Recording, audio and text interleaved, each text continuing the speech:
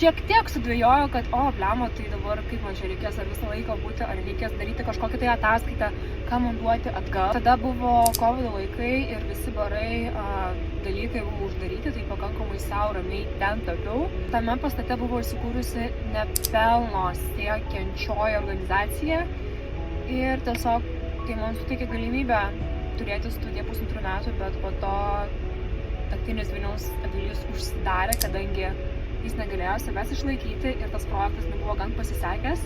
Tiesiog esu be galo dėkinga už suteiktą tokią progą tapyti ir tuo metu aš gyvenau vien iš meno, bet po to irgi susiradau ofisinį darbą ir dirbau ofisiniam darbe ir tuo metu tapiau. Tai buvo čia tokia viena pirmųjų studijų ir mes turėjom fainą laiką ten subūriau savo pirmąją rimtą parodą Lietuvos didžiųjų kunigaikščių portretus. Paveikslai jau yra parduoti ir tiesiog turėjau be galo gerą galimybę, kad klientai galėjo tiesiai ateiti į erdvę, pamatyti paveikslus gyvai, pabendrauti ir galėjome kartu nuspręsti, kuris paveikslas jam tinka geriau į jo namus.